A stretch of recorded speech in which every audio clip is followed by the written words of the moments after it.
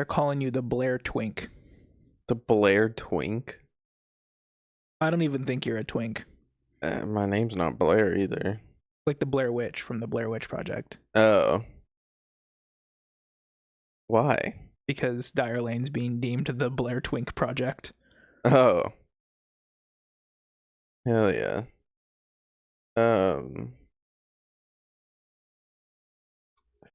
Forgot what I was gonna say. It was something though. You were literally, but I was kneeling right over there. Yeah, I don't know what it was. It'll come back to you. Maybe. Probably not. We had a really successful week. Did we? Yeah. I rage baited people in a transit video. In a transit video? Yeah. I posted a TikTok on our account about the high-speed rail, because we were talking about that last week. And I was like, whatever. So I posted it Friday afternoon. Didn't log back into the account. Saturday morning, woke up, switched over to the account, and it said 99 plus on the notification box, and I said, not now. I don't know if I saw what was the. What were people saying? Well, because I tried to only make videos a minute or less. So because once you do it to 3 minutes, it gets switched to a different part of the algorithm, and it's harder to like get it out. And so I kind of like condensed some of the information. I basically said it wasn't under construction, which it's not meaningfully under construction except for the Vegas route. And people are like, well, actually the Modesto to Riverside one is under construction. It's just stopping and starting. And it's like, okay, so it's not. I'm pretty sure the Vegas route is also not built by the state. The one that's supposed to go from Rancho Cucamonga to Vegas. Yeah. That's not being built by the state. That's being built by the private company that built the high-speed rail in Florida. What's company? Siemens.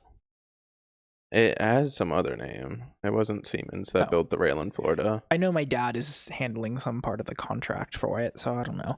But either way, people were just like, you didn't stop and explain yourself 50,000 times, and it's like I don't. It's a minute. What do you want? Do you want a long ass video that you're like, oh, I'm not reading all that, or do you want something short and concise? Your little fucking meth addicted brain can process. Is there are thousands of TikTokers out there who make transit stuff because it's like, you know, people's autistic fascination. Yeah, but there's a guy in England that does it. You ever seen that guy? No. He's like, just like this dork looking dude. And he goes and he looks at trains and he posts videos with that like 360 camera pointed directly at his face. And he goes and he like freaks out about trains. I have a friend that works for, I don't even know what it's called. I'm just going to say New York's Transit Authority. Okay. I'm going to call it that. The subway surfers. Yeah, the subway surfers, and he's very like adept at all that. But my point is that most of the TikToks that I make are like, hey, this is like a little niche interesting topic that we talked about. To hear more about it, come listen to the episode. Yeah. And that's exactly what I said, is I was like, it's not really meaningfully under construction. But we talk more about like why it's really important. Come listen to this. And people are like, well, actually, like, yeah, nobody wants to listen to the episode. Please stop defending the California government. I think if you do that again, you should just be like, well, watch the full episode. I do. I usually respond back, and I'm usually very nice about it, despite me arguing with people in the comments. I'm usually like, oh yeah, we talk more about that. Listen to the full episode, link in bio. Like, you know, it's there. That's why I'm posting this. There was one guy I posted a TikTok about the Halo thing for PS5. And I said that Sony and Xbox entered into a partnership to do that, which that's what that is Xbox was like, yeah, you can release this game on your platform. And someone was like, it's not actually a partnership because I still can't play Spider-Man on the Xbox. So I just responded, oh, watch out, Mr. Master's degree in business over here. I think we need to restart. We're just cultivating the worst audience. Like, it's the bean soup theory. Have you ever heard of the bean soup theory? No. It's this. So it's actually from TikTok. It stemmed from TikTok. And honestly, if I was still majoring in sociology, I probably would write a paper about it because it's so fascinating. But basically, this person posted a recipe on TikTok for bean soup. What do you think the top comment was on there? Great recipe. No, you would think. It's, what if I don't like beans? And it was you might think, okay, that's just a shit poster. No. The person was being serious. No, everybody got fooled. It was, what if I don't like beans? And it's like, yeah, that person fucked with everybody and made you think there was a new type of theory for describing either people. Way, now there is, because that's so funny. It's essentially this brand of person who has to like center themselves, right? Because it's like, isn't that just a narcissist? Yeah, well, I can't clinically diagnose people, but it's just the type of person who like has to like, center themselves in the comments. Again, with the bean soup, like, okay, if you don't like beans, then perhaps you shouldn't be making a bean soup. It's one thing to be like, oh, I don't eat meat. Do you have a meatless chili recipe or a good substitute for meat for chili? Like, that's fine. But like, to be like, hi guys, this broccoli recipe, what if I don't like broccoli? Like, find a different recipe? I don't know. Honestly, valid question. Yeah, broccoli is kind of gross. I really only eat it if it's chopped up. What if I don't like broccoli or beans? You're on the carnivore diet? Yeah. Broccoli, beef. No broccoli. How was your recovery yesterday? Well, you're such a fucking idiot, by the way. What? Why do you purposely not eat on days? I did. No, you fucking didn't. I had a protein bar and a smoothie at like fucking 4 a.m. or whenever you wake up. It was at 7:30 a.m. Okay, 7:30 a.m. No, bad. Eat. I also had a Diet Coke halfway through the day too. So yeah, if you eat, you can have more than 2 sips of your Four Loko before you start falling asleep in the cuck chair in my living room. So first off, I had more to drink than just a sip of Four Loko. Joe and I went to 2 gay bars before we went to your house, so I had the equivalent of like 4 or 5 drinks. Oh, I'm keeping your Tall Boy Smirnoff, by the way. That's okay. That you left in the fridge. I'm excited for that. That's okay. That thing it's really good. It tastes like juice, and then I bet towards the end it does not taste like juice. It tastes like water because you're drunk. Yeah, Smirnoff Ice is really good tasting. So I left your apartment at about 12:30ish, and I didn't feel like I needed to throw up. I was drunk and my head was swimming, but I was not like, I'm gonna throw up. So in the Uber, I was fine. Did that guy actually like get there in 1 minute? Like he was there waiting for me when I crossed the street. Oh, okay. Yeah. Story, I requested a Lyft and I selected wait and pay later or pay less or whatever it is, and the guy showed up in a minute. So I didn't have to wait, and I got like a 25% discount. So I got home and I like walk in, and I like in the Lyft, I always have to like lock in. And I kind of just like sit there and stare at the back of the headrest, because it's like, I do get car sick, but like I didn't feel like I needed to throw up. But when we got off the freeway, I was like, I could see myself throwing up like once I get in the house, but it's not a guarantee. I can see it. I would vibe with it. Get in, Javi's running around, no one's here. I have the wherewithal to take my makeup off. I still don't know if I got all of mine off. Your eyes do look a little dark. They look a little dark around there, and you're like JD Banson it. Okay. So take my makeup off, change into a different shirt, took off my pants. I was gonna take Havoc on a walk, but then I was like, okay, I am spinning, but I'm not gonna throw up. So I let Havoc out in the backyard, and then I was like, okay, it's like 1 a.m. Let me just sit on the couch for 5 minutes and just like collect my thoughts, and then I will get up and take Havoc on a walk, because the fresh air will like snap me out of being drunk. Woke up at like 4 a.m. on my couch. Halfway off my couch, might I add. Alarm going off because I set a timer. 4 a.m. so a couple hours later, Havoc is in the bedroom asleep, so I go, okay, I'm not taking Havoc on a walk. He gets up, I take him out to just go into the backyard. I go to sleep, and I go, I'm gonna wake up at 9 a.m. I left my window open all night, which I usually do, but I left the blinds like wide open. So 8 a.m. rolls around and the sun is just in my eyes. So I wake up and immediately I have a migraine, and it feels like someone is doing a Mortal Kombat finisher on me with my eyes like this, like pushing my eyes in. Yeah. So I was like, fuck, I have a migraine, which means I have a hangover. So I laid there for about 30 minutes and I go, okay, I'm going to get up and I'm going to take some migraine medication. So I get up and I take some Excedrin, and that makes my stomach feel like shit. And I said, okay, let me take some Tums. So I took some Tums. And that did not work because I threw it up immediately, along with the whole Excedrin pills that were still working their way down my throat, apparently. And I sat in the bathroom for about 45 minutes throwing up. Hell yeah. And the consistency was like not water, but not a solid. It was like a sludge. You're throwing up plasma.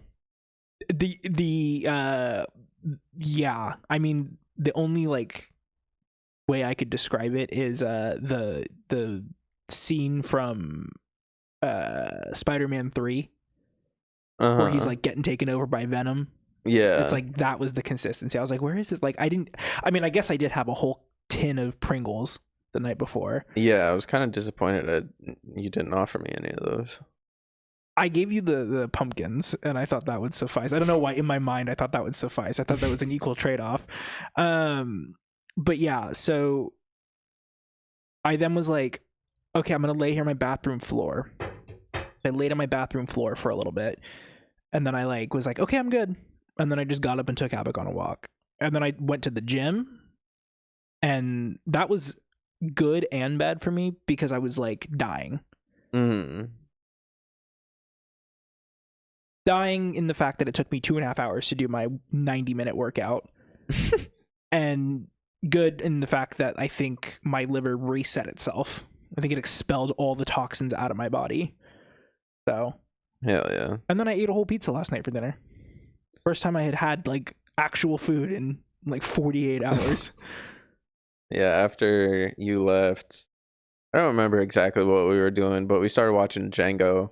And then at one point, I just stood up and I was like, I'm tired. And then I just went to bed at like so 3. Me. That's so me.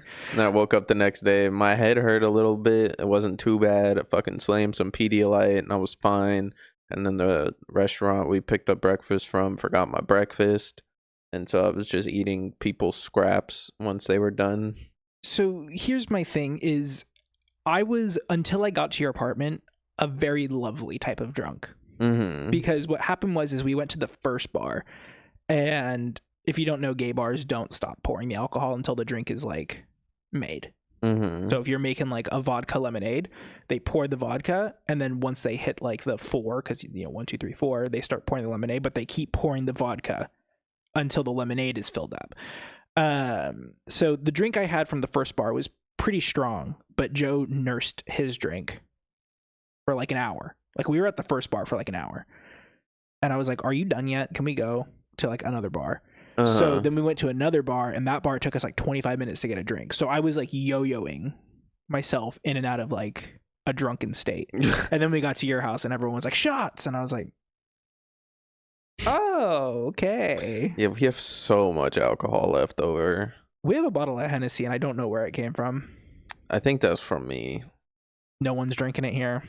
Yeah, no, I don't drink it either. I bought it for somebody else. But, the thought of just the smell of it, is making me sick right now, actually. Yeah. Hennessy's so gross. Was Joe hungover? I don't think so. He didn't like complain or anything. Good. Yeah. I was hungover for 2 hours and then fine. So better than Halloween 3 years ago. What, when we came home and you were asleep in the bathroom? Yeah. The one where I literally could not get out of bed until 4. Yeah. Yeah. Dire Lane's out. It's gotten almost 100 views so far, so it's good. Big. We've gotten a lot of new subscribers on the YouTube channel, so shout out. Like, subscribe, hit that notification button. Believe it or not, I do not always wear a Speedo on this. Yeah, a lot of people were wanting you to call them. Yeah, I saw that. Have the stormtrooper call me. You're just gonna have to use your imagination. Just charge them $5 a minute. The fuck I look like, T-Mobile? Yeah. You could be a T-Mobile employee. Oh, I did not want to be in sales. Really tight pants. A really tight polo. I don't have a transition, so welcome to episode 42 of the Learning Curve podcast.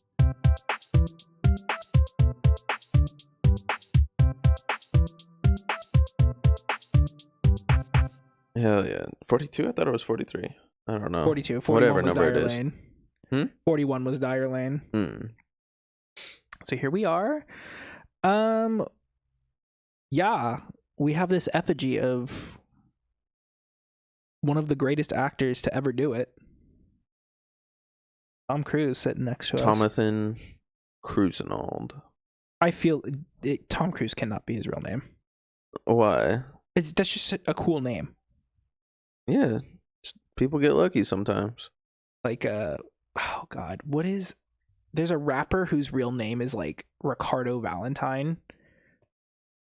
I have no idea. I want to say it's Six Lack. Is it Six Lack or is it Black?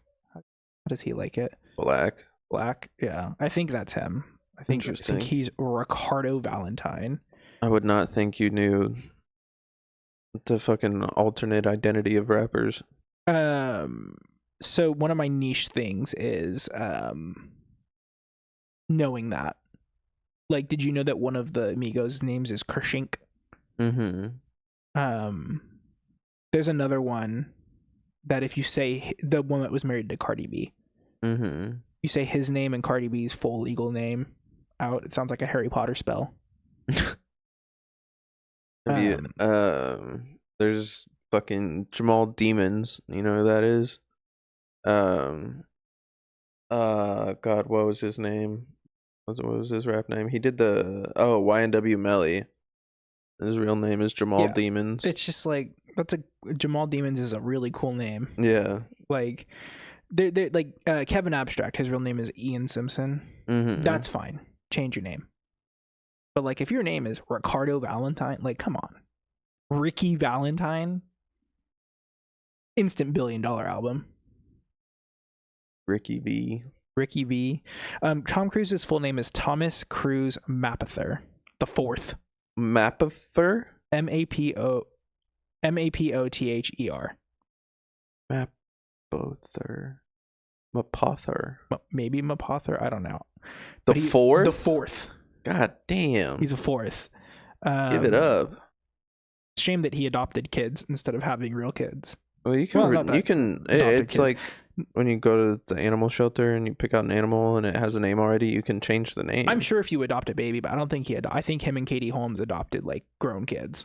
Yeah, good. Adopt them big, but change their name. Just change them. Just 10 years old, start changing them. Yeah, that's not your name anymore. I signed a different name on the papers. Well, we are beginning our Mission Impossible rewatch. Yup. We watched Mission Impossible 1 this week. We'll watch Mission Impossible 2 next week. And then we will do Mission Impossible 3. Mission Impossible 3. And then after that, Mission Impossible... Not called 4. Ghost Protocol. Is that the fourth one? Ghost Protocol. And then Mission Impossible... Fallout. Rogue Nation. And then Mission Impossible... This one's possible. Rogue Nation. Then it's... Mission Impossible Venezuela. You know what's funny? They never have a possible mission. What is the one that you saw last? Because you have not seen all of them. I lapped you. I literally lapped you. What's the one where he's like hanging on the side of the plane? That's where it opens on the side of the plane. That is Fallout. No. Yeah, that's Fallout. Is that the one with Henry Cavill reloading his fists? Yes. Yeah, I think I may have seen that one. Okay, so you've seen almost all of them then. You just haven't seen the last 2.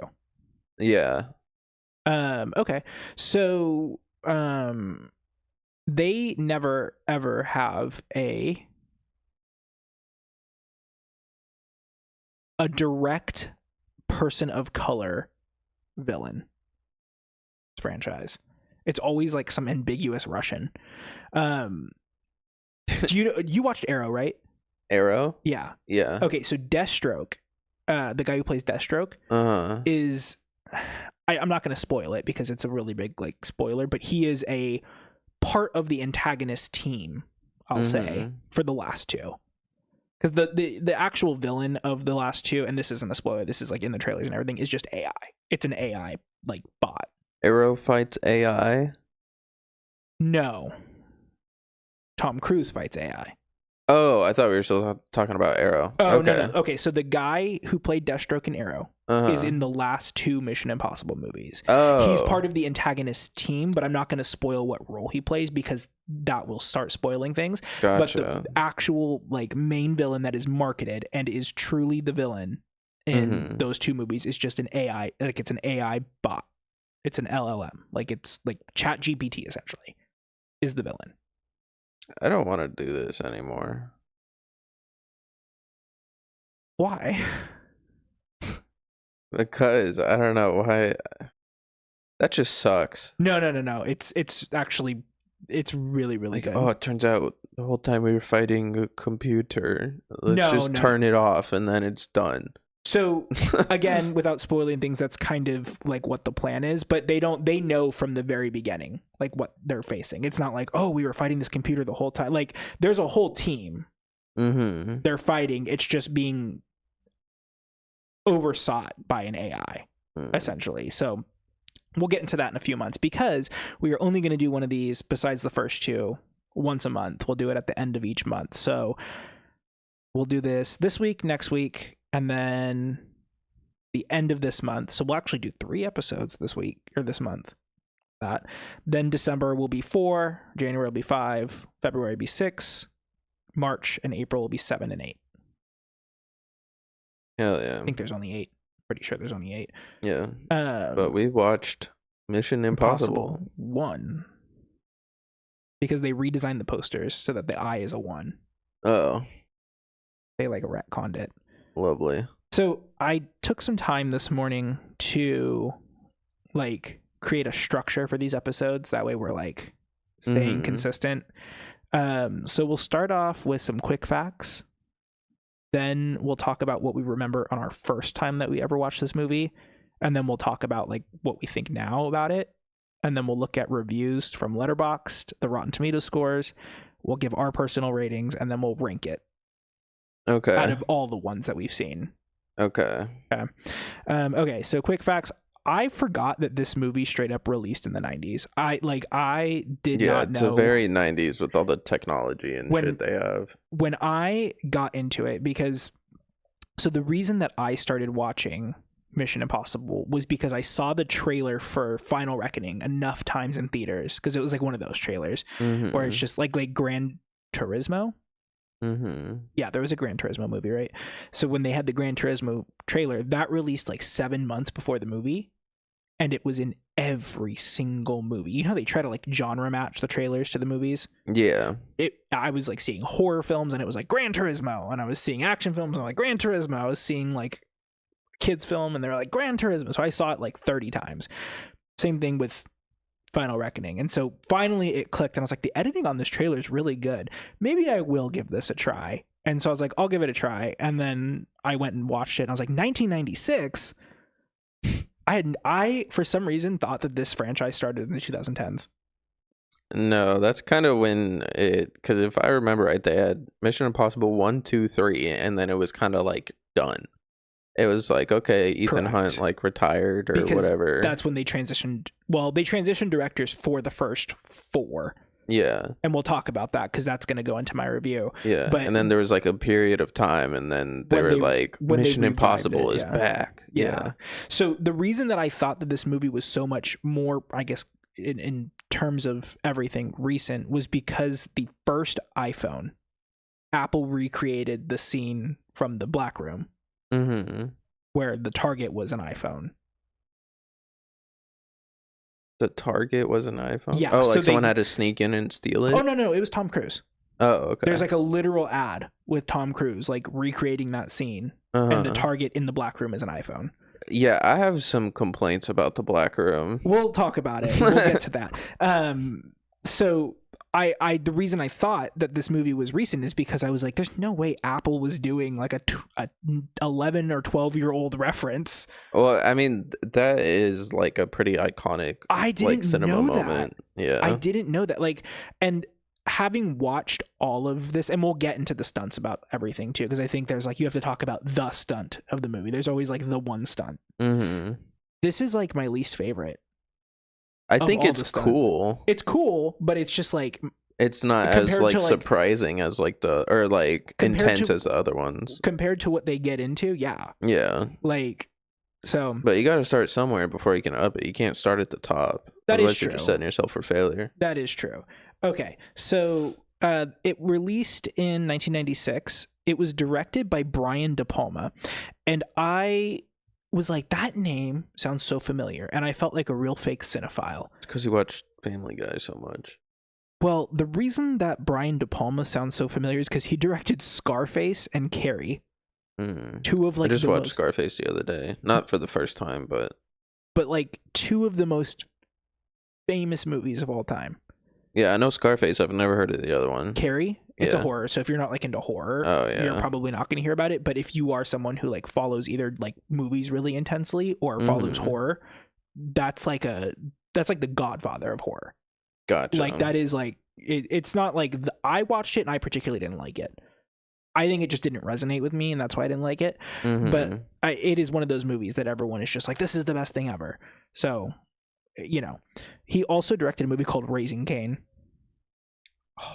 What did he know? No slaw, extra toast, please. But I think it's very interesting that they got like this horror and like, I don't want to say like, I hate using this word, but like indie director, you know, someone who's like not like a blockbuster director, because I don't think Scarface counts as a blockbuster. Scarface was huge. But I don't think it was intended to be a blockbuster. It wasn't, you know, Rocky. I mean, I don't think intention has anything to do with blockbusters. Okay, well then, yeah, I guess, sure. So either way, they got him to do this movie, which is a very big departure from, I think, things like The Untouchables, which my uncle worked on, and Scarface and Carrie and Snake, like all these like non-actiony, like high-intensity action movies. You know, this is like, you know, taking The Rock out of, what movies has The Rock been in? Jumanji, and putting him in The Smashing Machine. It's like a drama, you know, so I think it's interesting that they got that. It stars Tom Cruise and Jon Voight, who I always forget is in this movie, and it's like a jump scare. Jon Voight's Angelina Jolie's dad. Angelina Jolie's dad? Yeah. God damn. He's incredibly racist. Okay. He's that's like, cool. like he is like, you know that, have you ever seen the meme of that girl who always shows up to the Grammys in like the Trump dress?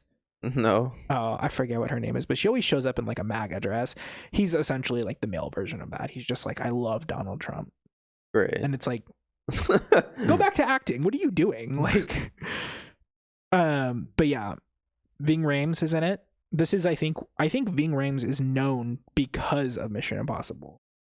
I think that's like, which one was Ving Rhames? Luther. Oh, okay. Luther, yeah. Did he not also play he was in Marcellus Wallace in Pulp Fiction? He is in Pulp Fiction. Okay. Yes, that is his most highly, if you go on Letterboxd, which I'm on right now, that's his like, that's the #1 film, but that's just by popularity. Yeah, I was about to say, I had seen that guy before. I had seen this movie before. I'd seen Pulp Fiction before. I just never put it together until we were watching today. He has an incredible filmography. Pulp Fiction, Guardians of the Galaxy Volume 2, which I hate. The Wild Robot, which was really fucking good. Lilo and Stitch, he plays the agent. The agent that looks just like him. Yeah, looks just like him. Yeah. Disney had a habit of doing that back in the day. They actually made their animators, their characters look like their voice actors, and I think that's special.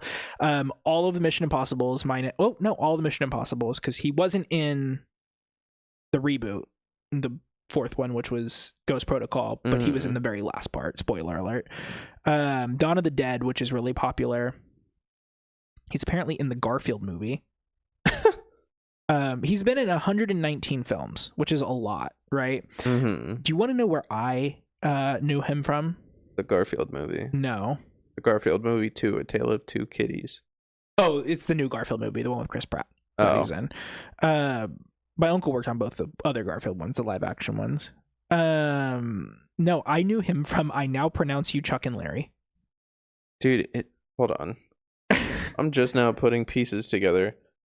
the live action Garfield movies, is that the first domino in all of these like shit live action Disney movies we've been getting? Maybe.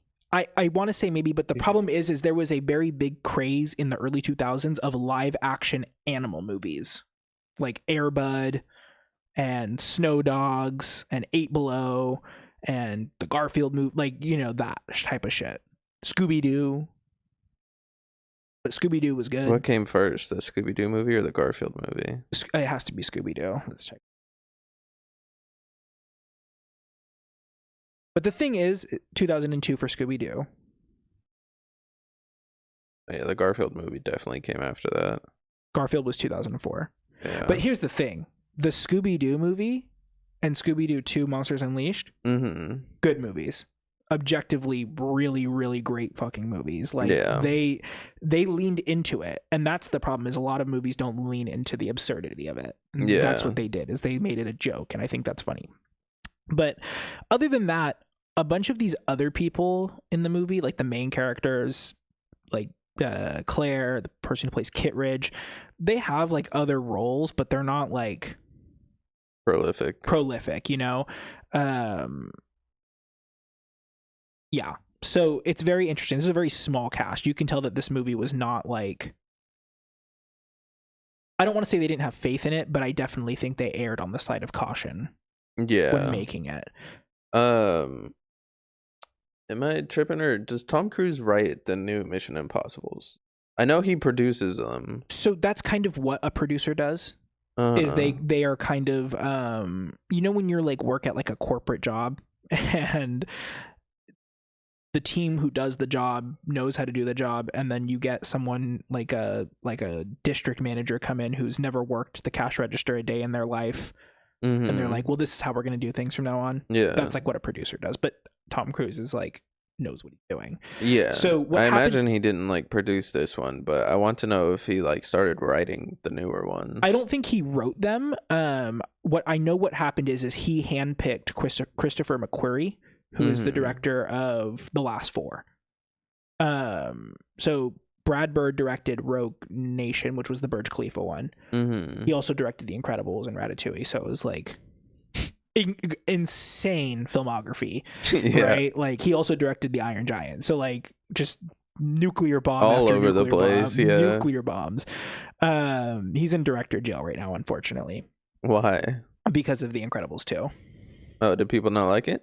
I thought it was fine, but I don't think that it needed a sequel. Yeah, he also directed a movie called Tomorrowland, I believe. I've heard of that. I've heard it was hot shit. Yes, a lot of people didn't like that. So basically, he got put in director's jail the first time, and then Disney let him out on parole for Incredibles 2, and that had kind of a lukewarm reception. And then he went and robbed a liquor store. And now he's just like in director. He has a new movie coming out, and it's animated, and everyone's like, all right, here we go. Because it's not like The Incredibles animated, it's like 2D animated. Okay. So like everyone is very excited for it. But yes, so then after Rogue Nation, they switched, and Tom Cruise handpicked Christopher McQuarrie to direct the like every Mission Impossible going forward until they were done. Okay. And so Christopher McQuarrie writes them. I'm sure he has a team as well that helps write them, and I'm sure that Tom Cruise has like input. But I think Tom Cruise knows that he's not a writer. He's just like, I know the character. This would be, you know, this would be something that this character would do, or this would not be something. So let's change that. But I would assume it's, you know, the same as every other like major actor in a franchise. Like, I'm sure that, you know, Robert Downey Jr., when he's on the latest Marvel slop set, has some kind of input, you know? So I do want to go over some fun facts about this movie, because I was reading through them, and some very interesting facts in here. This is the only Mission Impossible where Ethan does not fire a gun. Oh. And I read that before because I was trying to figure out where I can get a list of them, and I found out IMDb has a whole list on every movie of fun facts. And I was like, wow. So I was paying attention throughout the whole movie. He literally only holds a gun like once, and it's in the apartment. Yeah. Every other time he just doesn't need it. Yeah.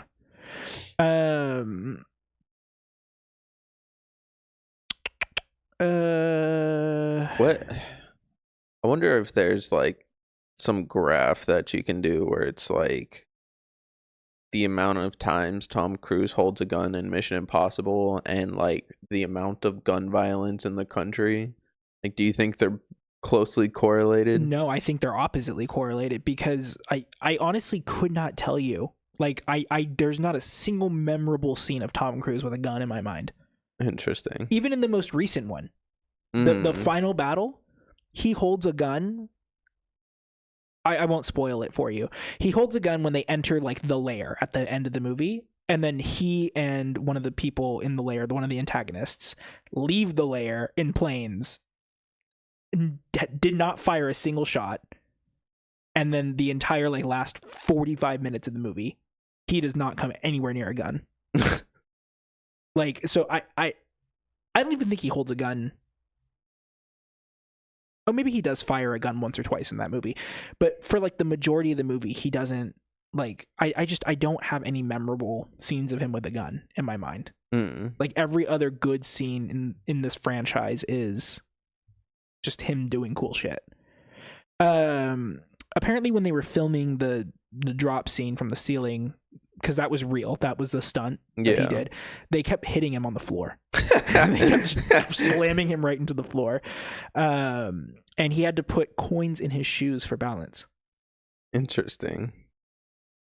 There was one in here. Oh, apparently he deferred a $20 million like payday for this movie, for like whatever. I think it's like a deferred thing where it's like you defer a paycheck and you opt in for cuts of the residuals, like a higher like cut of the residuals, and it ended up giving him $70 million for this movie, which is crazy because these things are not profitable. Mission Impossible movies? Yeah, they haven't been profitable in a while, which I don't really care about the profitability of movies, but that's how studios like operate, is like you release a blockbuster like Minecraft that makes $1 billion, and then you take your, you spent $200 million making Minecraft, you make 800 million off that, and then you take that 800 million and make other films that will not necessarily be like box office successes. And that's how you like make good films. You make bad films that is just like slot for people to watch. Yeah, you have to kind of like bite the bullet. So I think, if I'm correct, and we'll look up the final box office for this, but if I'm correct, the last Mission Impossible, it cost them a lot of money to make, because it was a lot. It's almost a 3-hour long movie, and it's just nonstop action. It doesn't feel like 3 hours. I'm telling you that right now. It feels like the longest part is the opening scene, because the credits come in. The opening credits happen 45 minutes into the movie. Oh my god. So that's like the longest part of the movie, because you're waiting for it. But once that hits, the last 2 hours, you're just like. The opening credits for this one kind of felt like they went into this intending it to be a TV show. And then they were like, never mind, let's make a movie out of it. So my complaint, and we'll get into this in a few minutes, my complaint is going to be the structure of how they made this particular movie. Yeah. I think this particular one is not the weakest. I think the weakest one is the second one. That's a spoiler. But there's a complaint I have about this. The producers, this is interesting. The producers casted Ving Rhames as Luther because they felt he was the opposite of what a hacker would normally look like. Like hacker. Opposite as in what is hacker? Muscly, or opposite as in black? I think they imagine hackers to be like scrawny white dudes inside a dark room that never leave. Yeah. Let's see.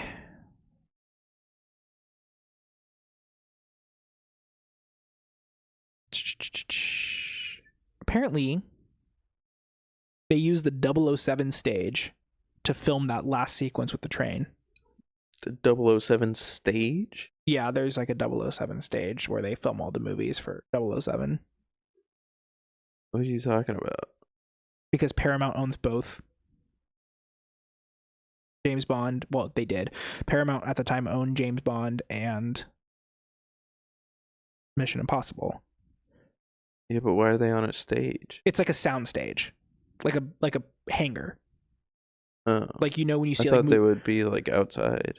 Some of them are, some of them aren't. Oh.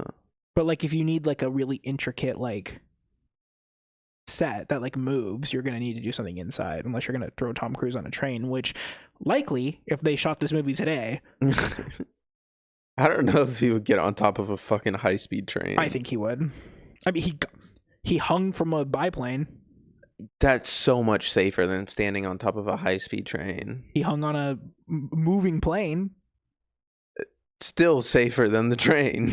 Like, because the plane, you can, like, if you let go, you have a parachute. Oh, here we go. A shot of Ethan and Claire kissing passionately is shown in the trailer and in a brief excerpts of the movie at the start of the movie, so the opening credits, but it doesn't actually appear in the movie. So he did fuck her. He did crack. Damn. JD Vance. G. What did he know? I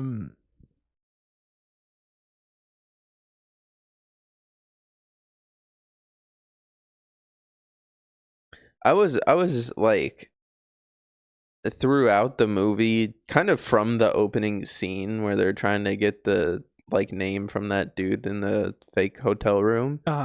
He like very passionately rubs Claire's cheek like quite a few times. That's the thing. And so I was like, there's no way they haven't like fucked before. And Claire also looks way younger than whatever the other guy's name is. And so I was like, okay, there's something here. So yes. So these movies are so inherently sexless. It's insane. Okay, again, without trying to spoil anything, because he gets married in 3, or at the end of 2 into 3. Yeah. Then again, without spoiling things, you've seen up to this, but I swear to God, he's been married like 3 times in this series, and his wife just keeps dying. His wife comes back in Rogue Nation, but as like a cameo, right? Then in the last 2, he has 2 different love interests. Does not kiss them once. That doesn't even like the most they do is eye fuck each other. So, okay. So Mission Impossible was a TV series. Like the one with Tom Cruise? Not with Tom Cruise. It was a TV series that aired on CBS from 1966 to 1973, and Jon Voight was in the TV series. Oh. So maybe the way they did the intro kind of looking like a TV series thing was like a callback to that. Probably. Yeah, it said that Jon Voight's character Phelps is the only character in the movie to appear from the TV show. So that's interesting. Apparently they wanted Max. The reason the character's name is Max is because they originally wrote it as a man. Yeah. Not surprising. Yeah. Okay, that's enough fun facts, but that's just some fun facts. Okay. What do you remember about your first time watching this film? When did you watch it originally? I don't know. I think we had it on VHS. Maybe first time I saw it was when I was like 5 or 6. Okay. So I don't remember much. I just remember being confused. Is this the only time you've ever rewatched it? No, I've seen it a couple other times since then. I guess what is like from not the very first time, but like the most like cognizant first time? Like what was your first like memorable impression of this film? Like what did you think about it? Did you like it? The thing that's always stuck with me about this film is when he's like going back to the safe house after the first mission goes bad, and he like breaks the light bulb and then he sprinkles it on the ground. I always thought that was really smart. Really smart, yeah. Yeah. These movies have a tendency to do stuff like that. You're like, oh, I never thought of that. Yeah. I remember when I watched it, I gave it a 3 stars, but I gave it a heart because I think that like Tom Cruise can make any movie, no matter how, I don't want to say bad, but like how, much I like it, he can make it enjoyable to an extent. Even if I give the film 2 stars, like I'm like, okay, those 2 stars are for Tom Cruise. Have you ever seen the movie Night and Day? No. It's got Tom Cruise in it. He's pretty much doing Tom Cruise things. Well, and then some blonde actress, I forget what her name is. That's what I was going to say is, for me, this was a really interesting movie for Cameron Tom Cruise. Diaz, I think. Cameron Diaz? Yeah, I think that's the actress in that movie. for me, this movie was so interesting for him to be in because he was in a lot of things before this, like Rain Man and Minority Report, Top Gun, which was actiony, but like, you know, but like Tom Cruise has such an interesting filmography because Top Gun is kind of really his only like action movie before this. Like he wasn't an action star, he was just like a movie star who was really popular, and then he got into Mission Impossible and that made him like an action star. But then he still goes on to do stuff like Magnolia with Paul Thomas Anderson and Eyes Wide Shut with Stanley Kubrick, and so it's just like he's very versatile. And so I thought he was an interesting cast for this because I don't think I would have, like in the 90s, would have been like Tom Cruise needs to be a spy. It might have just been because you said he had played in other shit before. Because when did Top Gun come out?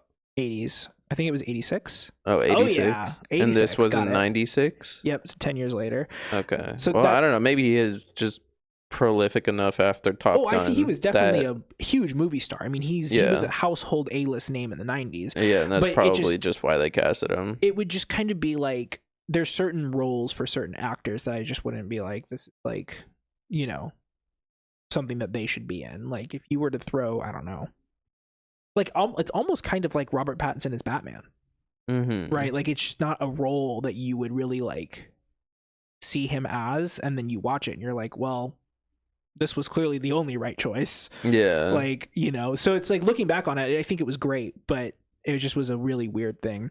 So how would you feel about a Tom Cruise Batman? I don't think that Tom Cruise is the right choice for Batman, only because he's so, I don't want to say monotone in his roles, but his roles are always very intense. Okay. Is Batman not intense? He's restrained. Batman is restrained. Yes. The guy that like beats people to within an inch of their life has restraint. So this is what I will say. You know how there's certain like fan casts for superhero roles, and every time it's like the most uninspired shit possible. They're like, oh, we got to cast this Batman villain that's not the Joker. Oh, Giancarlo Esposito. And it's like, he can play other things. You know who that is, right? The Gus from Breaking Bad. Yeah. So it's like, you know, it's just like the most uninspired casting. Or you're like, oh, you know, who's going to play Batman in James Gunn's DCU? Jensen Ackles. Like, uninspired. Like, okay. Tom Cruise, there's one casting that everyone always fan cast Tom Cruise as that I would absolutely love to see, and that's an older Hal Jordan.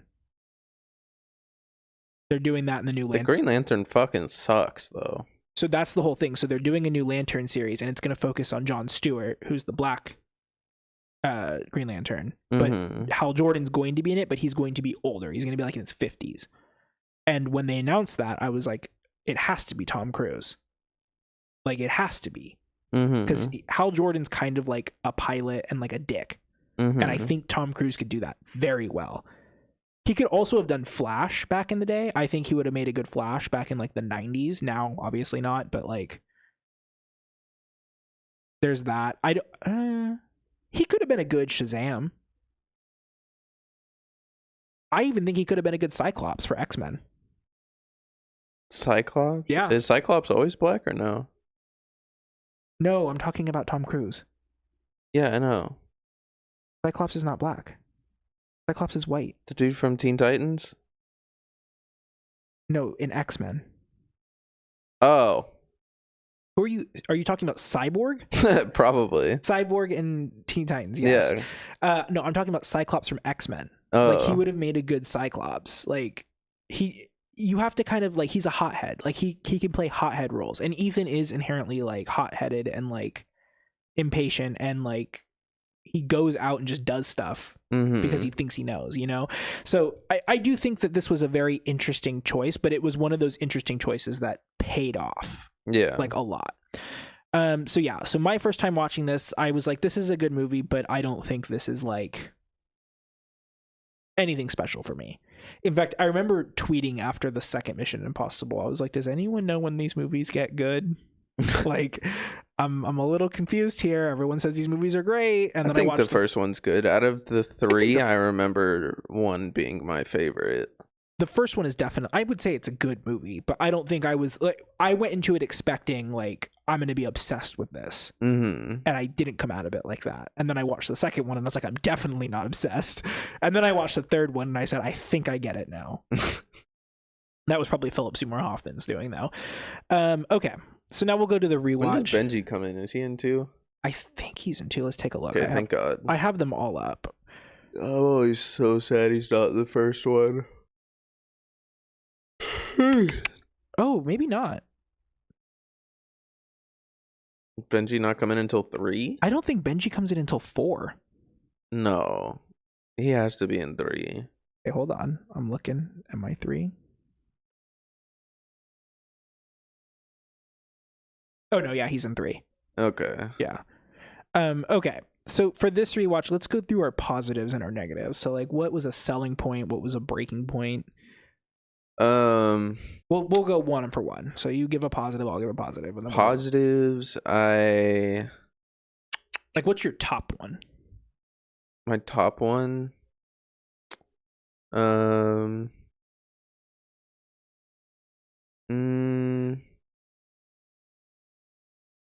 I don't know. You go first. You want me to go first? It's this is my selling point for every movie.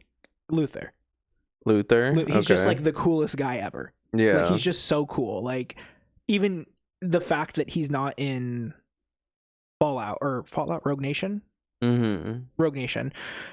The fact that he's not in Rogue Nation until the very end and he's just there to kind of be like, hi.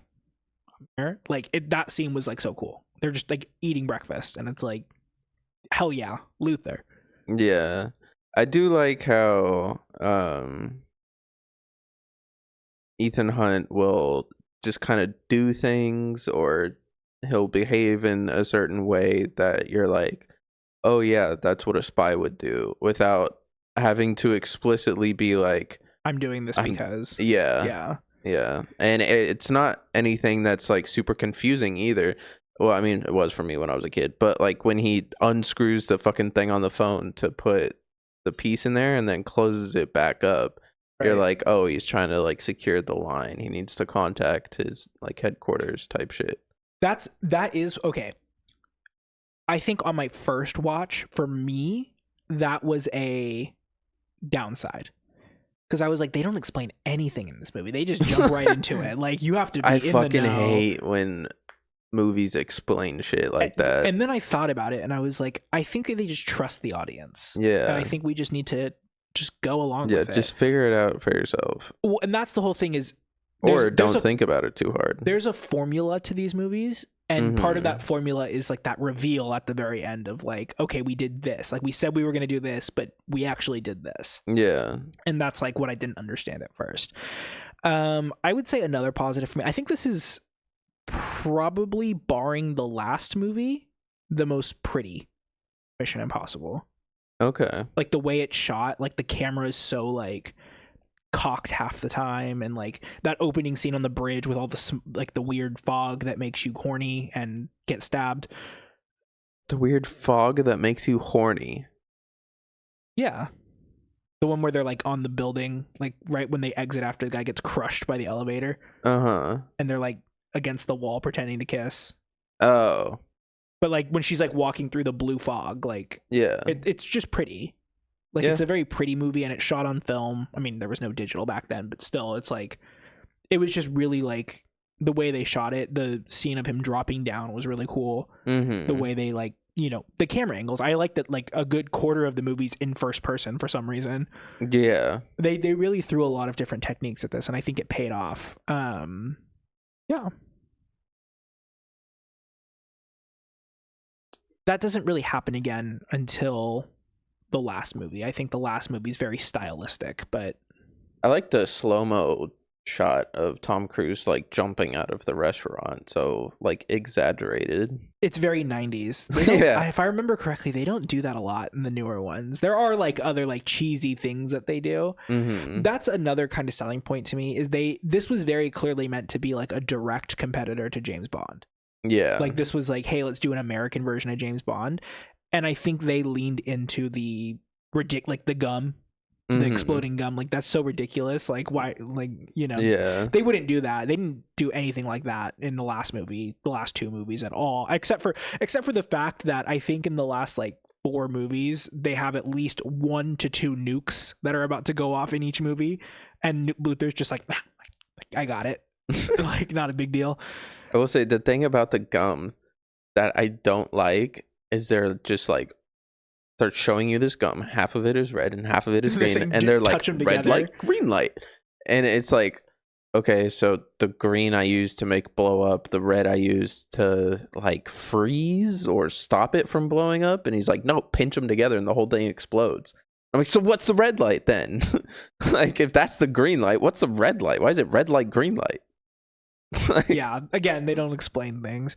I would say the other selling point I have for this, probably my last selling point for this, beyond Tom Cruise, Ving Rhames, and the cinematography, is the movie likes to keep you on your toes. It doesn't like to really rest in one spot. You think, okay, they tricked me once, cool, and then they pull that shit on the train where it's like, John Voight's really Tom Cruise. Yeah. Which leads me into my negatives for the movie. Okay. I got so fucking tired of the mask reveals. They did quite a few in this one. They did quite a few in this one, and they kept it going. Yeah. But by the time I think they got to Christopher McQuarrie directing these movies, they toned it down a little bit. Yeah. I will say. I mean, the mask it's like a quintessential part cool. of it. Yeah. But I think it's kind of like you should treat it like a stunt. Yeah. There's got to be like one really good use of it per movie, maybe 2. Yeah. But other than that, also I do like in later movies how it shows the actual masks being created, because I mean, again, it doesn't explain how the masks are created, which is fine. Yeah. But if you watch this movie alone, you leave it with the impression they just have these masks of people. Right. Like, yeah. So I will say in this movie, I was like, okay, I think we're showing off a little bit. Like, there's certain movies that are made to show off certain things. So there's a movie called Evil Dead Rise. If you ever heard of the Evil Dead series. It's the most recent one, and it was very clearly meant to show off like prosthetics and special effects. Same with like Saw, right? Like Saw is meant to show off like special effects. I think it works for something like Saw because Saw is just absolute ludicrous. Like, it's just like you're like, what are we doing here? Like, it's so bad but so good. Yeah. But in a movie like this that is pretty serious, like it takes itself seriously but not too seriously, it's kind of like, okay, we are now on the 7th mask reveal. Like, they used it in the first 45 seconds of the movie in the interrogation room. So it's like they did it for that, something small, and then they did it to like do the big reveal at the end as well. So it kind of takes it away from me. Yeah. Which is why, like, again, without spoiling the most recent one, they only use it once. But there's a really cool scene in the 7th movie, in whatever Dead Reckoning, the first of the part 1 of the last 2. They use it in a really, really cool way in that movie. And it's like, that's the ideal use of it. It was like, you had no idea it was coming, your jaw's on the floor, like, kind of thing. Yeah. So for me, I think there's just certain things in this movie that they kind of recycled a lot. And even though I said a positive for me was that the movie keeps you on your toes, the movie itself, the story, is extremely convoluted. I wouldn't say the story's that complicated. I think it is. It's a little hard for me to follow. Maybe I'm just not paying attention enough. But this is the thing, is I've determined after watching all of the movies that the convoluted part of it usually is the plan. Like the, okay, here's what we're going to do part is usually like super convoluted, because they're like, you know, oh, this guy's going to set off a nuke. And it's like, okay, so maybe we just go kill that guy so he can't press the launch button. And Ethan's like, no, we're going to let him launch the nuke. And then what we're going to do is this. And then we're going to do this. Then we're going to do this, right? And it's like, that's the campy part that you lean into. It's like, you got to let the action happen. Yeah. But I felt like with this one, as at least compared to the other ones, the kind of like, you have to pay attention. It's kind of like Tenet, where it's like you have to like really, really, really be invested in this for it to work for you. And I think that takes it away from me because it wasn't structured so well. There are some parts of this movie that were a little like, okay, let's move on. You know, I also was not a fan. What was I else not? I literally just had it. I said the overuse of the masks. Oh, the fact that Ethan, you can tell that they did not think that this was going to be a franchise.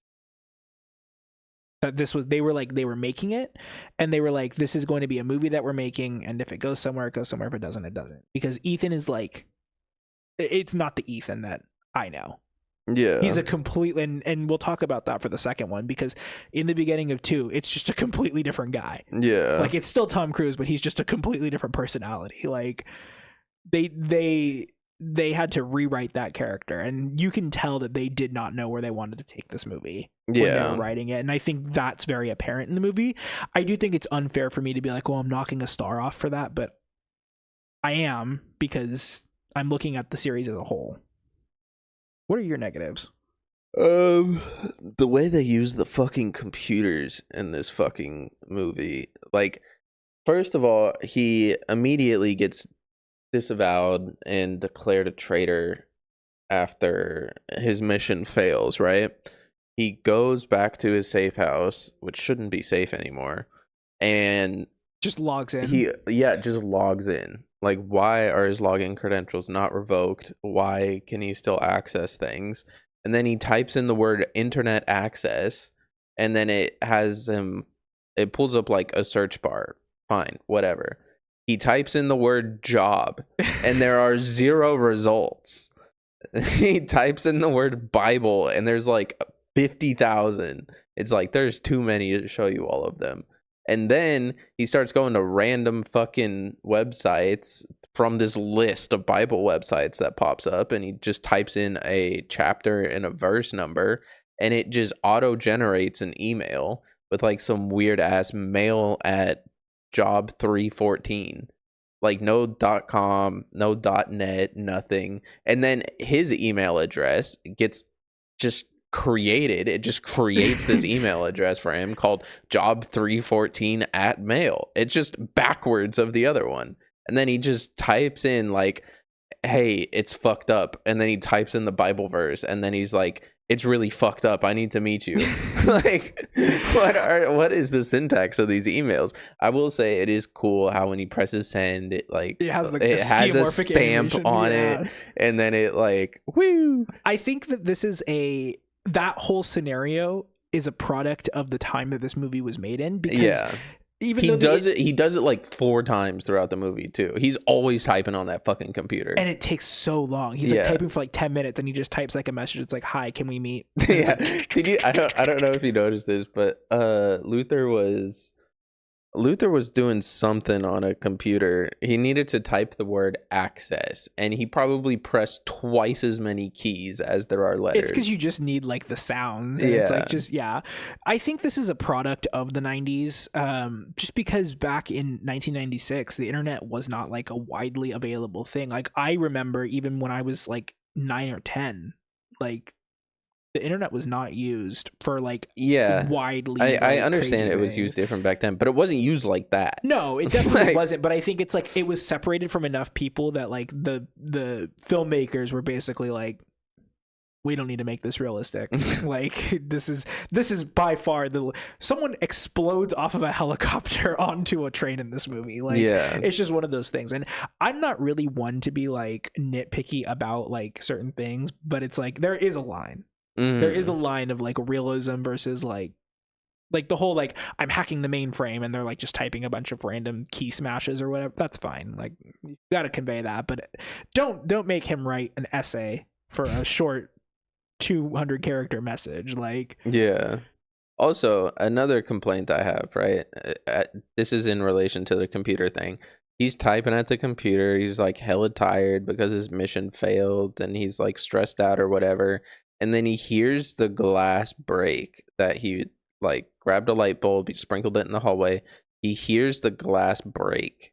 This is a elite world trained spy, and he just doesn't react to it. He's like, he sits there and he's like, was that glass breaking? And then it breaks 2 times, and then it breaks 3 times, and then it breaks 4 times, and then somebody comes into the room and he still doesn't react. The person comes up and touches him, and that's when he's like, oh my god, there's somebody here. I'm like, what the fuck? Yeah, I will say that again, and I think this is a product of them not particularly knowing when like where they were going to take this. You know, because it's like, so there's a YouTuber who I used to follow on YouTube, and he basically would like retcon movies that he didn't like, and like, let me craft a story for you of how I would have done this using the same framework. So he did like the prequels for Star Wars, and like basically had it start on episode 2 rather than. There's nothing wrong with the Star Wars prequels. He basically was like without going into it, because the videos are each like 3 hours long and there's like 4 of them.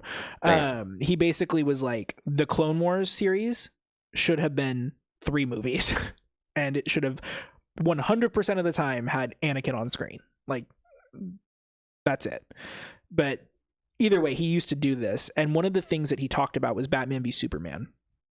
And one of the things that he wanted was, he didn't like the idea of the older Bruce Wayne, like the Dark Knight Returns Bruce Wayne, for some reason. And he said that he would have had a Batman who basically, where you tell a story that like when he is younger, he makes mistakes, but the second that you move away from the first movie, you don't make mistakes anymore. Like, Batman is perfect. He's intouchable, because that's just kind of the character he is. He's like an OP like thing. And to me, that's kind of like what Ethan Hunt is. Like, he's like this guy who, like, you make a mistake once, but he can't make it twice, and he makes the same mistake twice so many times in this movie. Yeah. Like, he falls asleep or hallucinates or like does, you know, the same thing over and over again. But like in all the other movies, they finally get that right, where like they'll let him get hit once, but he will never get hit that way again. He never forgets.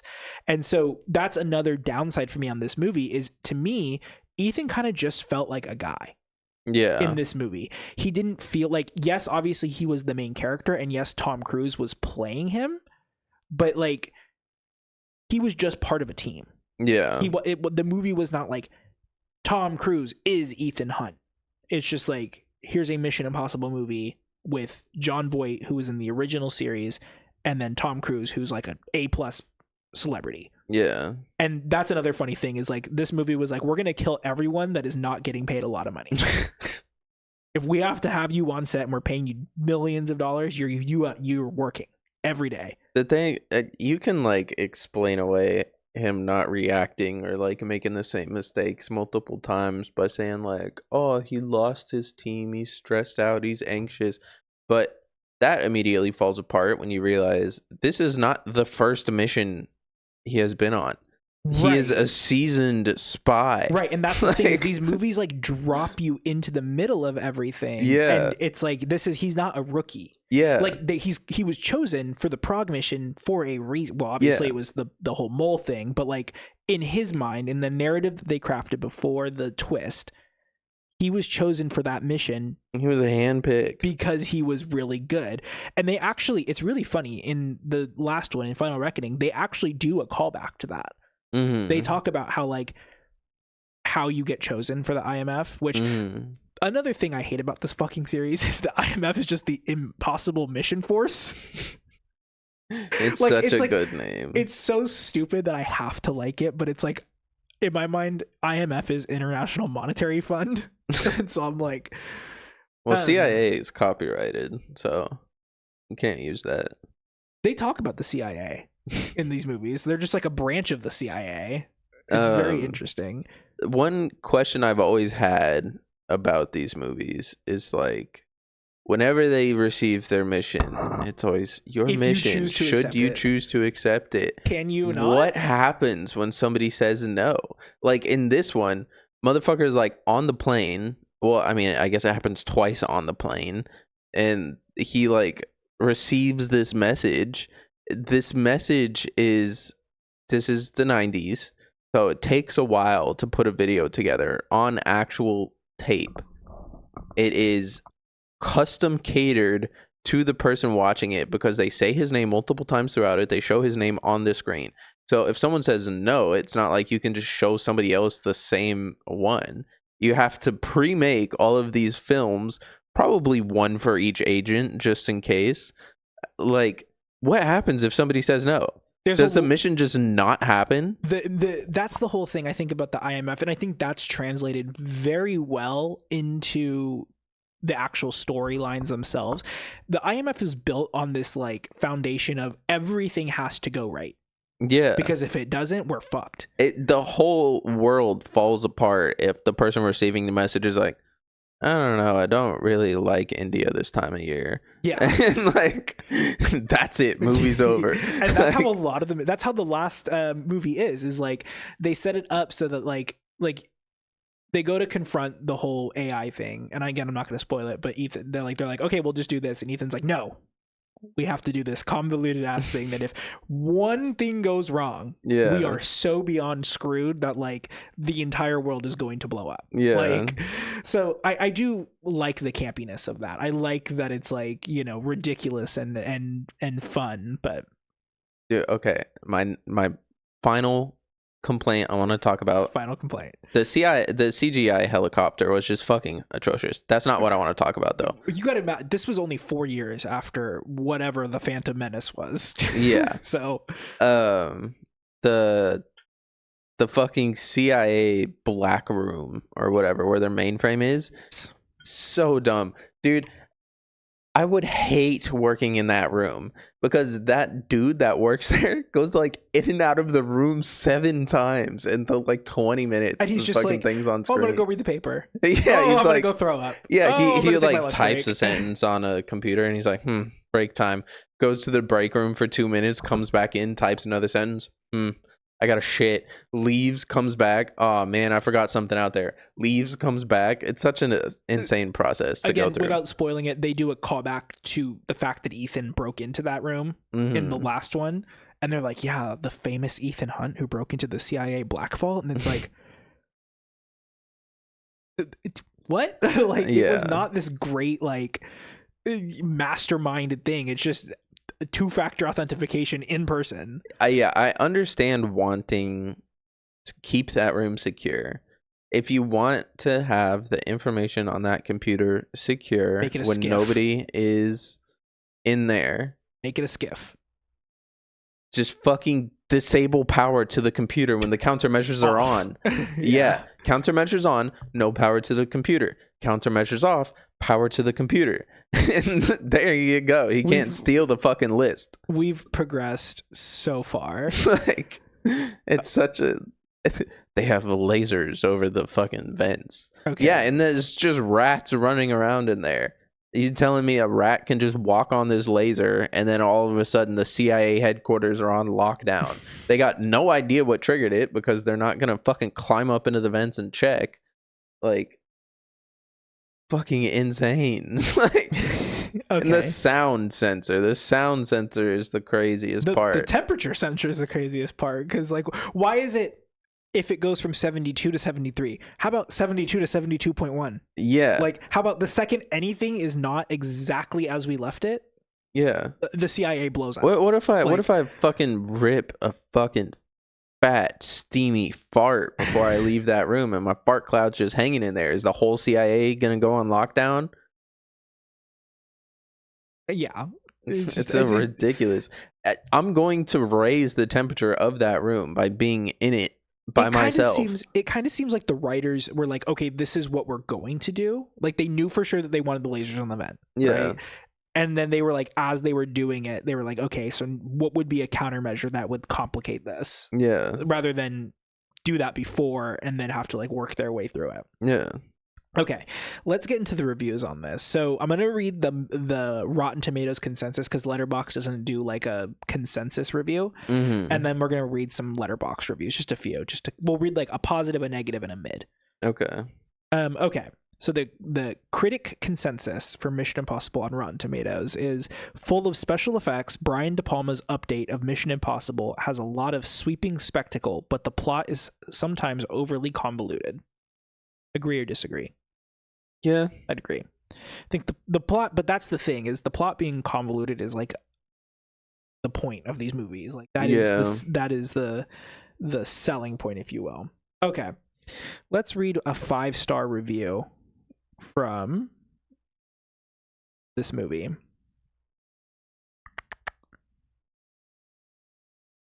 Oh, here's one from a guy named Ethan. Love this movie, no bias. Finally got to see this on the big screen after wanting for a couple of decades at this point. It did not disappoint. Loved just reveling in all of De Palma's slanted camera shots. The restaurant confrontation between Ethan and Kittredge is an absolute delight just on the blocking alone. Never mind Cruz's and Cerny's performances being great too. Cerny's little half-witted whisper is an all-time great line read. Really great just being in a room full of people collectively holding their breath as Cruz dangles on the wire in the blackfall. And God, when the theme kicks into full blast during the final action set piece, I felt like standing up and cheering. That's another thing. Why did he confront this spy in a restaurant? Why not do the whole like, yeah, we're gonna get you out of here. Like, put him on the plane, get him back to fucking Langley, and then talk to him in about the most sloppy way possible. Too. Like, yeah. Hey, remember all these guys that you just saw? Yeah. Like, they're here now in different clothes. Yeah. Like, I will say that the slanted camera shots like were amazing. Yeah. Like, there's a way that these movies, and I think you really do have to see this in theaters, because I've watched Mission Impossible: The Final Reckoning 3 times now. Mm-hmm. Twice in theaters, one on an IMAX screen, one just like on a regular screen, and one at home. I enjoyed it just as much as I did in IMAX, but if I could get into an IMAX movie every day or an IMAX screening of it every day, I would. If you ask me, would you watch it at home every single day? The answer would be no. It's just the Tom Cruise movies are so much better in theaters. Like, they're just like huge and spectacles. Okay, let's look at the most worst review. The movie sucks. This is half a star, by the way. The movie sucks. The villains are actually the good guys, and I was rooting for them the whole time. These movies could only appeal to people who love America. It's total snooze fest. The only remotely good scene is when they have to break into the CIA. Ethan Hunt does nothing but hit on every woman in sight. It would be almost comical if it weren't so obscene. There are 2 jump scares I didn't expect. A flyer about quote-unquote Israel, and the use of the phrase artificial intelligence as a computer feature. That scene with the helicopter, it's incredible how they thought it was a good scene for the movie. It was like watching a parody. I was so bored by this movie, my dogs were begging to go outside and kept staring at me for like an hour. Don't worry, they did go out prior to watching the movie, and this was more entertaining than that was more entertaining than watching Mission Impossible. That's okay. The Israel and AI jump scares are kind of funny. I think it's a very interesting thing to be like. The fact that Israel even exists is like enough for me to give this a half star. Like, what? What else did they say they didn't like? Oh, Ethan Hunt hitting on every woman in sight. Don't show this person a James Bond movie. I swear to God, he'll get you from behind in the shower. After 5 minutes in this movie, there's like 2 more women in the movie. Yeah. Like a really small cast. Like, yeah. What version of Mission Impossible did this person watch? I don't know, man. I will say this: Skyfall would kill this person. He straight up meets a girl for 4 seconds in that movie, then shows up at her hotel room somehow, and just fucks her from behind in the shower. Yeah, just no warning. Like, he's bisexual in that movie. This movie would kill someone. Okay, let's see. How are you gonna find like a middle of the road one? I'm just scrolling to see. Oh, here's a good one. It's a pretty like lengthy. I'm looking for lengthy reviews with the stars, because the lengthy reviews usually are someone who's not making like a witty one-liner. Okay, so this is 3.5 stars. So this is right down the middle. The entire showing struck me as a feeling campy, and large part of it is that likely how the movie is aged, being well, though in a different perspective due to how the making of the film has changed to conform to the modern day. We see things of which feel odd, yet striking in a brilliant way. The camera is a perspective. We all know this, but for this movie, it's a perspective almost as a character. I agree on that.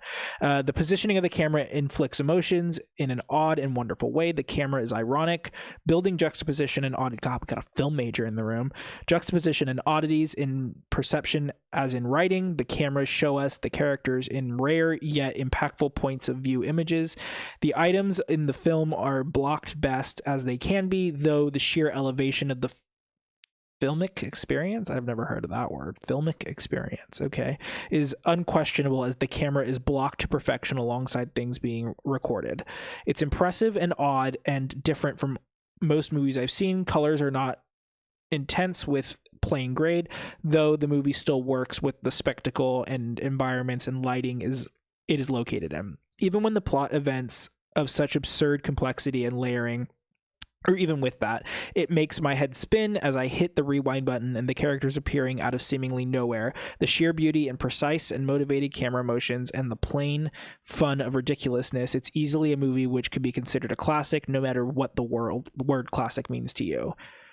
My first human readable review. How was that? It was way too fucking wordy, dog.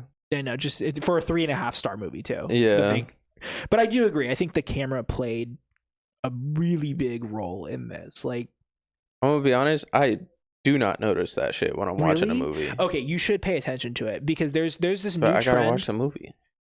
There's this new trend going on. I don't know where it started, but directors have started putting cameras on the car windows so that like every time someone gets in a car, it's like a POV of the door. Oh yeah, I've seen that a few times. And it just makes the scene a little bit better. Why do I give a fuck about the door opening and closing? It's cool. It's not a stagnant shot. You're not watching the same type of shot over and over and over again for 2 hours. Watching something different. Pay attention for the camera angles in the next movie you watch. I guarantee you'll be like, oh, that's crazy.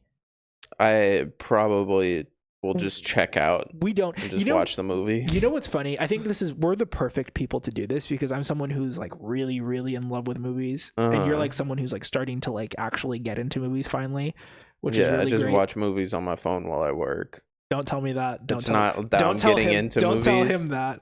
But you're getting into movies. It's just background noise. But and I'm trying to catch up on like culturally relevant shit. Yeah, but you're getting into it. And I've always, after watching this series, I have like stuck by the fact that if someone came up to me and was like, I've never watched a movie before, or I've like only watched casually movies like the latest Marvel Slop Fest or, you know, Top Gun, or, you know, just something that's like, you know, everyone has seen it kind of thing. What movie would you want me to start with to like get into film?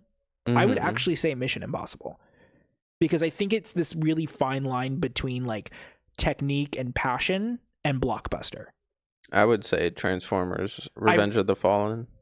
Unironically, I do categorize it in the same way.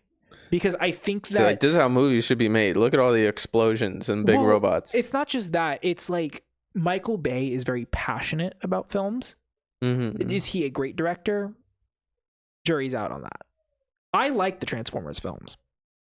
Sorry, but isn't Michael Bay coming back to make another one? Yeah, and I will be sat. I'm opening night, front row, like I'm there. You think he's gonna bring back Shia LaBeouf? Honestly, I'll let it slide just once. I mean, his character, I believe, is now dead. At this He's point. canonically dead. Yeah. They can bring back Megan Fox.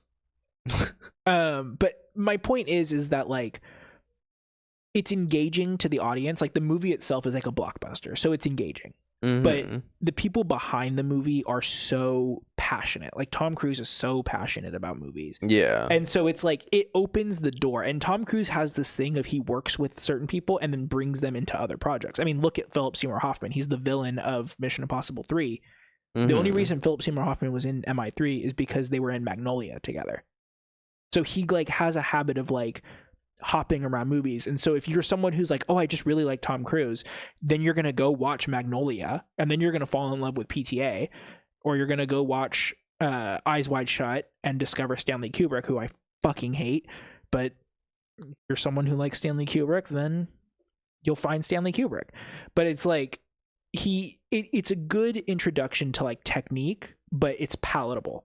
It's something that's like, it's kind of like Gordon Ramsay's restaurants. Like Gordon Ramsay is a good chef, but he's very commercialized.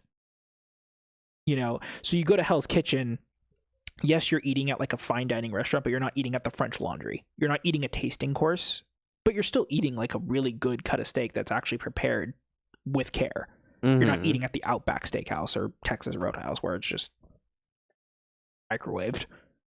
Hey, cool it on Texas Roadhouse. But my point being is that I think these movies are really palatable to people. It's kind of like how I tell people, like, if you're like trying to get into musicals, go watch Wicked, because it's like familiar. I can't fucking stand musicals. I hate musicals, but I will be in them. You will be in them? I've been in 5. Oh. But like, I hate watching them. But again, Wicked is like, it's Wizard of Oz. It's so palatable to most people, but it's like a musical. So it will like dip your toes in. And that's, I think, what Mission Impossible does. Is it's like, it's a blockbuster, which is palatable to most people, but there's a lot of technique and passion behind it. So, okay, let's go into the Rotten Tomatoes score and the box office for these. See if you can guess them. Okay. Give me your best guess for the critic score, Rotten Tomatoes. I'm gonna say 3 out of 5. It's a percentage, 0 to 100. Ah, fuck. 67%. Okay. What would you say the audience score is? 84%. Okay. Audience score, 71%. Okay. So pretty fresh, pretty good. Critic score, 67%. Oh, really? Yeah, I fucking binked that shit? Right Let's go. on the dot. Yeah. Generally the audience score is usually pretty high. Yeah. On movies like this. If you it's basically there's a formula. If it's a palatable movie to most audiences, the audience score is almost always higher than the critic score. And if it's like a more artsy movie, the critic score is almost always higher than the audience score. I would say 71% is a 7 out of 10. That's a pretty good ranking for this. I don't think it's bad. I don't think it's, groundbreaking. Okay. Oh, I forgot to turn my watch back. I was like, God damn, it's almost 4. No. Okay. So now let's do some guesses on the box office. So it had a budget of $80 million back in 1996. What do you think it grossed? I say probably 200 million. 100 million? Okay. $457.7 million. This was a very profitable movie. So generally for movies to be profitable, they have to make twice their budget. Yeah. Because they spend about as much as the budget was on marketing. Yeah. So this would have had to make about 160 million. This made 457. So made a $300 million profit back in 96. Yeah. So we're talking, this is like pre.com bubble, pre-housing bubble. Yeah. This was like close to $1 billion movie in value. Which is crazy because the newest one didn't even do that. The newest one I don't think made any money, which is crazy because the newest one's better than this. Okay, so there's that. What would you rate this on Letterboxd? What would you give it star-wise? What's Letterboxd again? Is that numbers? It's stars in increments of 0.5 up to 5. I'd probably give it a 4. 4 stars? Yeah. Okay. I like this one. When I watched it the first time, I gave it 3. I think I'm willing to bump it up to 3.5. And I know that 0.5 stars aren't a lot, but for me, the difference between a 3-star movie and a 3.5 star movie is insane. That's rewatchability. 3.5 stars, I'm willing to rewatch that movie just because. 3 stars, I say good movie, probably won't watch it again. I think I'm gonna make a new movie review site that still uses stars, but instead of 5 you get 100 and you have to click each one that you want to rate something, so you really have time to think about it. You have to sit there and think, am I willing to top this 67 times? Okay. And then you lose count of your stars. So last question for you, where would you rank this? Are we doing S through F? Or are we doing numbers? Sorry. Where would you rank this in context of all the Mission Impossible movies that you've seen?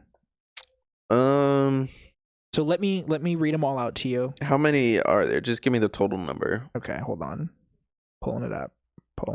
And once I'm like, if there's 8 and I'm like, oh, this one is number 2, that means if I watch another one that I think is number 2, I can't use number 2 again because that spot's already taken, right? No, you can shift them around. So like, for example, I'll spoil it a little bit. After I watched 2, this was my favorite Mission Impossible. But it is no longer my favorite Mission Impossible after I watched 3. I'm keep a note on my phone of the okay, so there are 8. There's 8 of them. Okay.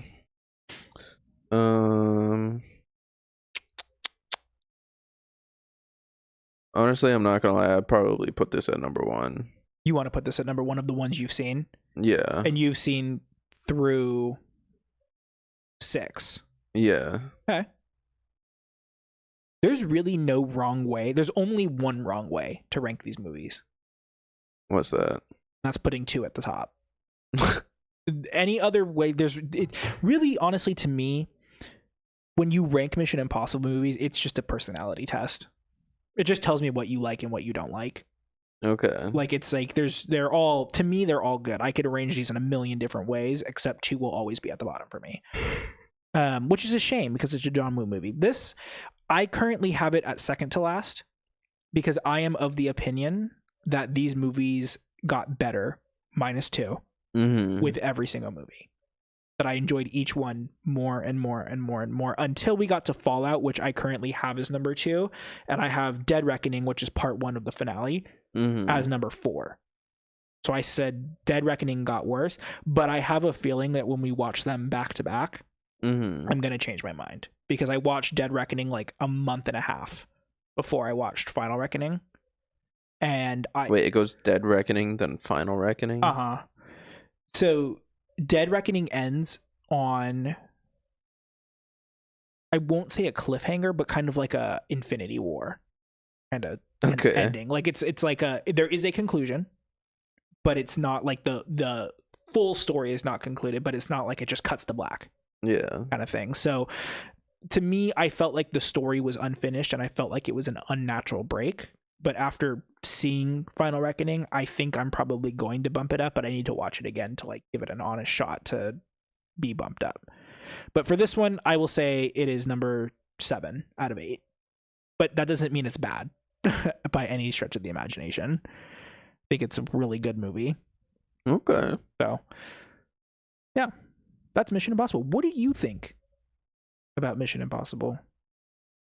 What sort of impossible missions have you been on? At Tom Cruise Shrine, let's read some socials.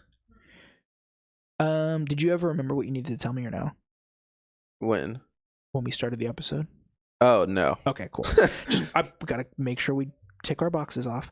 Okay, so next week we will cover Mission Impossible 2, and then we're going to take a break from that until the end of the month, and then we'll cover Mission Impossible 3, and then we'll do one at the end of each month until we finish it. Some upcoming episodes. I think we're going to do Roanoke this month because Thanksgiving. Pilgrims. I think we're going to do that for the week of Thanksgiving. Oh, I remembered what it was. Yes! Yeah, KFC is fried turkey. A lot of places do that, though. Popeyes has it. I think Bojangles has it. Where the fuck is there a Bojangles around here? Not around here. Yeah. South thing. I feel like Arby's would probably do like a turducken. Arby's had like a peaches and cream shake or something. Ugh. I was driving by all these places yesterday and looking at their windows. But yeah, I think we're gonna do Roanoke this month, probably for Thanksgiving, because I really like Roanoke. Really, really like the lore behind it. Okay, socials read out. YouTube, we are Learning Curve Podcast. Like, subscribe, hit the notification button, leave a comment. We got some comments on our most recent video, not the Dyer Lane thing, but like the actual most recent video. Watch Dyer Lane, it's out now. If I can figure out how to pin stuff, I will. Instagram, we are learningcurve.podcast. Twitter, we are at learningcurvepod.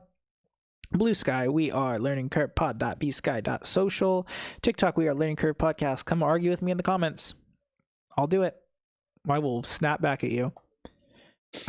Bodhi's Twitch is shrink3dink. Cameron's Twitch is ChefCram _. I will not have time to stream this week, probably until Thursday. Bodhi's Substack, which may or may not I forgot about that, honestly. ever make an appearance, is Shrinky. Yeah. I wrote one thing and I was like, yep, that's enough. Hey, sometimes that's all you gotta say. Sometimes you just what's the guy who writes Game of Thrones? George R.R. Martin? Yeah. Yeah, sometimes you just write something, put it out, and that's all you never need to write do. something again. Yeah. Yep. I think that's it. I think we got it. Oh, if you are listening and not watching this, scroll down, subscribe to the show, leave us a rating and review, a written review, preferably. Helps people find it. If you would like to add stuff to our Tom Cruise shrine, if you're watching this, let us know. I'll get a P.O. box. Ow! Why would you do that? I'll get a P.O. box and we can start adding stuff to the shrines if you want to do that. We're also selling Bodhi's Speedo from the last episode, so bidding starts at $40. Comment in the comments. Yeah, if the money gets high enough, fuck it, I'll send it to you. I haven't watched it yet. You know what pissed me off? What? When Joe and I went to get his costume on Friday night, because that's when we went to get his costume. Mm-hmm. They had a full Stormtrooper helmet there on sale, and I was like, this was not here a week ago. They did this to fuck with me. So that's hella funny. Whatever. Yeah, Mission Impossible. What do you think about it? Let us know in the comments. Where would you rank it? Why is Tom Cruise so hot in the 90s? I mean, he's hot now, but like, why was he so hot in the 90s? Would you marry him and convert to Scientology? I might. I think I could. I'm resistant to cults, so I think I could just deal with it. You said you're so susceptible to cults when we did the cult episode. I've changed. Oh, okay. I've done research on 2 cults now, so I can spot the signs. Yeah, I'm an expert. Bye. Bye.